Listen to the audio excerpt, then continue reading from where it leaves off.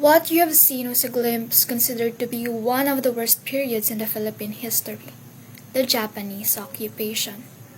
It was marked by significant brutality and atrocities.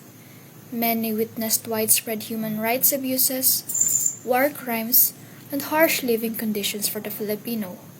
But how did this all started? It all began when Japan decided to occupy Southeast Asian countries to obtain natural resources like oil, rubber, and minerals due to their desire to grow their economy and military power.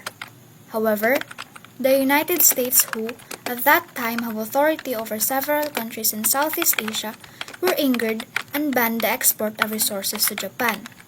Japan, having lost 94% of its oil supply, was not willing to comply with U.S. demand and decided to seize control of the natural resources by force.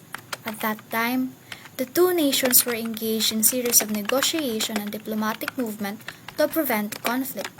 However, efforts were futile, as the Japanese decided to attack a U.S. naval base in Pearl Harbor, Hawaii on December 7, 1941.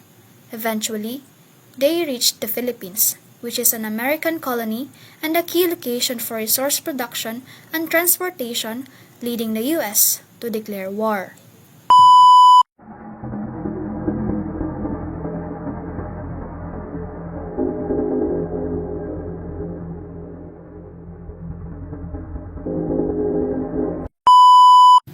Now that we already know about the reason behind the Japanese invasion in the Philippines, let us now delve deeper as to what are the significant events that happened during the Japanese occupation in our country.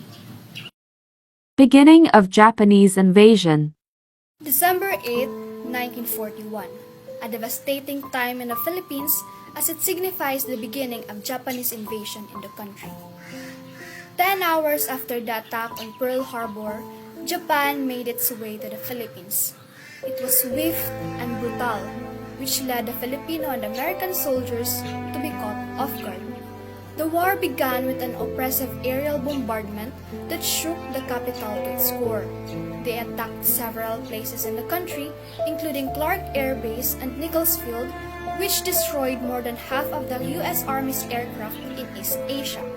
During that time, even with General Douglas MacArthur, a commander of the United States Armed Forces in the Asia-Pacific region that is said to be a military genius, was pushed back with the overwhelming power of the Japanese.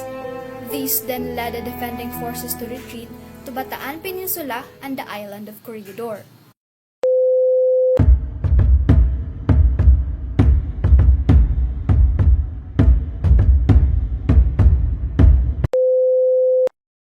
Invasion of Manila. December 22 of the same year was when the 40,000 Army of Japan, led by General Masaharu Homa, landed in Lingayen Gulf and started marching south towards Manila.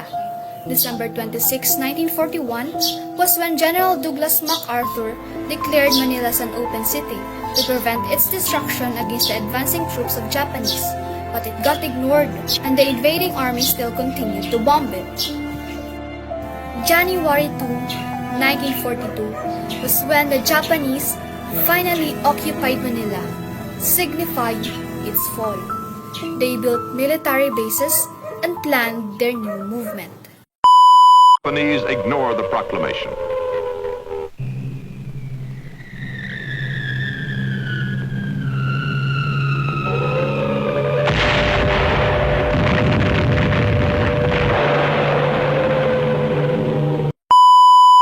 The fall of Manila was only the beginning of the grueling battle that's to come.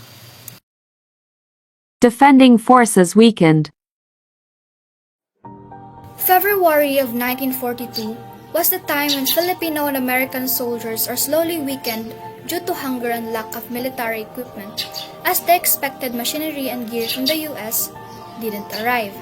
They even became weaker when President Roosevelt of the United States instructed General Douglas MacArthur to go to Australia, where he became famous for the phrase, "I shall return."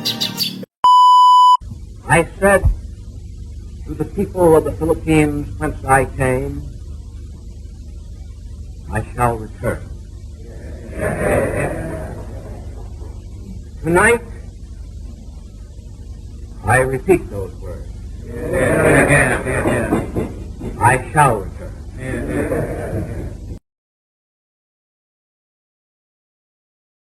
Leaving the postal Lieutenant General Jonathan Wainwright on March 11 of the same year. Fall of Bataan, Bataan Death March. The weakened army was forced to retreat to Bataan, and on April 9, 1941, due to the Japanese advancement and the decline in power of the defending troops, General Edward P. King, the one who oversees Bataan, surrendered about 76,000 Filipino and American soldiers. Very little of the soldiers managed to escape to the island of Corregidor.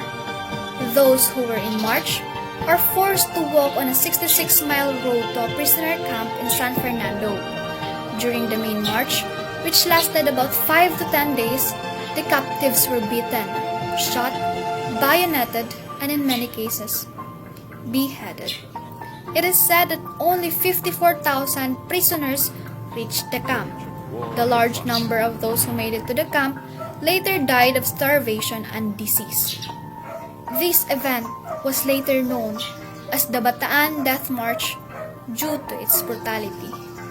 Also, April 9 hereafter was declared as the Day of Valor or the Araw of Kagitingan. Fall of Corregidor. After the fall of Bataan, Japan Army surrounded the island and bombed it non-stop until Lieutenant General Jonathan Wainwright decided to surrender on May 6, 1942 by contacting General Homa of Japan through a voice of freedom. This is Lieutenant General Wainwright. Subject, surrender. It became apparent that the garrison of those forces would be eventually destroyed by aerial and artillery bombardment and by infantry supported by tanks which have overwhelmed Corregidor.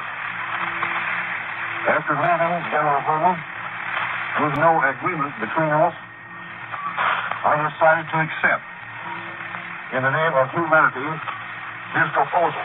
You will therefore be guided accordingly, and will, I think will, surrender all troops under your command to the proper Japanese officer. This decision, on my part, it was realized, was forced upon me by means entirely beyond my control. The plan was to surrender only the troops under him, but Japan demanded for all the troops in the Philippines to be submitted. He was not able to do anything about it, and that marks the beginning of the Philippines that fell onto the grasp of the invading country, which is Japan. Their reign was a period of violence and suffering. Even with their promise of independence in the islands of the country, Kempei Tai or the Japanese soldiers continued to violently harass the Filipinos.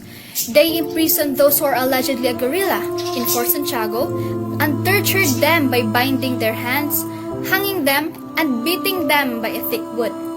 There were also times where they are forced to drink gallons of water, burned with the hot iron, and even beheaded, while women, gay men, and girls who are barely 10 years old are subjected as comfort women. They are forced like slaves where they are subjected to gang rape, torture, and even humiliation. They are treated like animals, with many being murdered and disposed without sympathy. This led to the starvation of Filipinos, which lead the Philippines to suffer even more.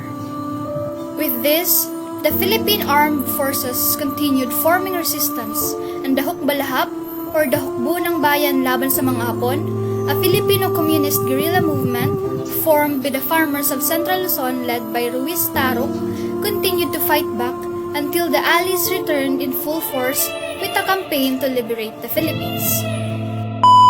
Laurel as president and the inauguration of the Second Republic. On October 14, 1943, Jose P. Laurel was elected and pledged as the president, but His term was called as the puppet governance as people assumed he's being controlled by Japan. It was also during this time that the Second Republic of the Philippines, or the Japanese-sponsored republic, was inaugurated. 9時40分、フィリピン。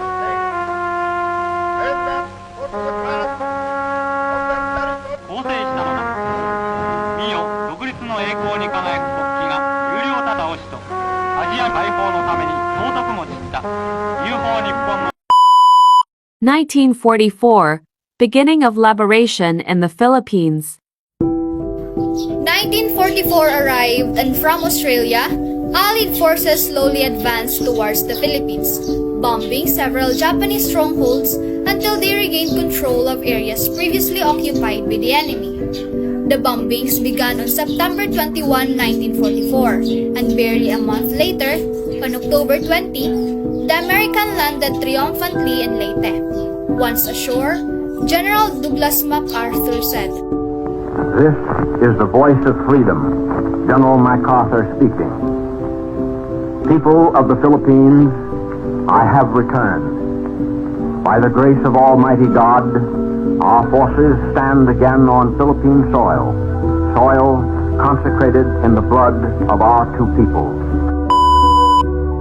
Battle of Leyte Gulf. From October 23 to October 26, 1944, the Americans engaged with Japanese forces in the Battle of Leyte Gulf. It is considered as the biggest naval battle in world history, as this historic encounter almost destroyed the entire Japanese fleet and rendered incapable of further attack. The U.S. victory in the Leyte Gulf is said to have signaled the beginning of Philippine liberation from the Japanese. Mindanao in the Philippines. United States Navy fighters and bombers and flashing low-level attacks on Japanese shipping in Mindanao Harbor. During a firing wave for the liberation of the Philippines, 18 ships were sunk, 19 damaged in this raid alone.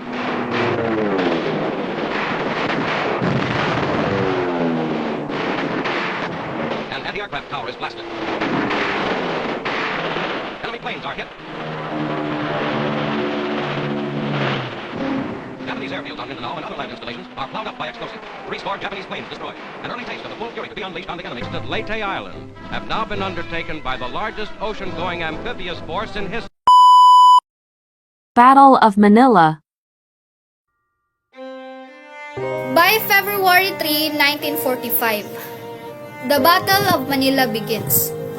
The Japanese did not give up easily.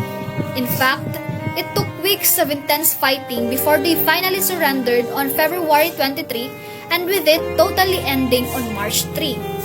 The attack from the Americans left the Japanese troops facing capture or certain death.